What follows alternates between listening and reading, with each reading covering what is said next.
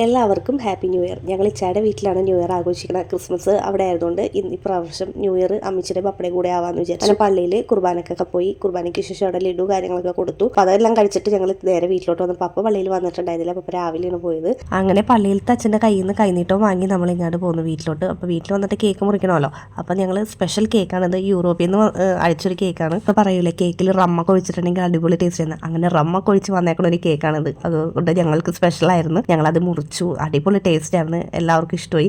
First ഈ പെട്ടിക്ക് ഇടിയായിട്ടാണ്. പെട്ടി ആരെടുക്കും, പപ്പക്ക് വേണോ അമ്മച്ചിക്ക് വേണോ എന്നുള്ളൊരു ഇടിയായി. കാരണം കാശിട്ട് വെക്കാമല്ലോ, എന്തെങ്കിലും സൂക്ഷിച്ച് വെക്കാമല്ലോ എന്നൊക്കെ പറഞ്ഞുകൊണ്ട് അമ്മച്ചി പറഞ്ഞു. അങ്ങനെ പപ്പ കേക്കൊക്കെ മുറിച്ചു, അമ്മച്ചിക്കും എനിക്കും ഇച്ചായിക്കും തന്നു. അങ്ങനെ ലാസ്റ്റ് അമ്മച്ചി പപ്പക്ക് വായിൽ വെച്ചൊക്കെ കൊടുത്തു. അങ്ങനെ ഞങ്ങൾ ന്യൂ ഇയർ വിഷസ് അങ്ങാടും കേടൊക്കെ പറഞ്ഞു. 2025 എന്ന് പറയുന്നത് ജനുവരി മുതൽ ഡിസംബർ വരെ ഞങ്ങൾക്ക് കുറേ നഷ്ടങ്ങളും ഉണ്ടായിട്ടുണ്ട്, പിന്നെ സന്തോഷങ്ങളൊക്കെ ഉണ്ടായിട്ടുണ്ട്. അപ്പോൾ ഇനി 2026 നല്ലതായിരിക്കട്ടെ എന്ന് പറഞ്ഞ് ഞങ്ങൾ പ്രാർത്ഥിച്ചിട്ടൊക്കെയാണ് കേക്കൊക്കെ മുറിച്ചത്. ഇച്ചായി പറഞ്ഞ അടിപൊളി ടേസ്റ്റാണെന്ന് പറയട്ടെ കേക്ക്. ഞാനും കഴിച്ചിട്ട് എനിക്ക് ഒത്തിരി ഇഷ്ടപ്പെട്ടു. അങ്ങനെ ഞങ്ങളുടെ ന്യൂ ഇയർ ആഘോഷമൊക്കെ ഇത്രയുള്ളൂ. അപ്പോൾ എല്ലാവർക്കും നല്ലൊരു വർഷമായി തീരട്ടെ എന്ന് ആശംസിക്കുന്നു.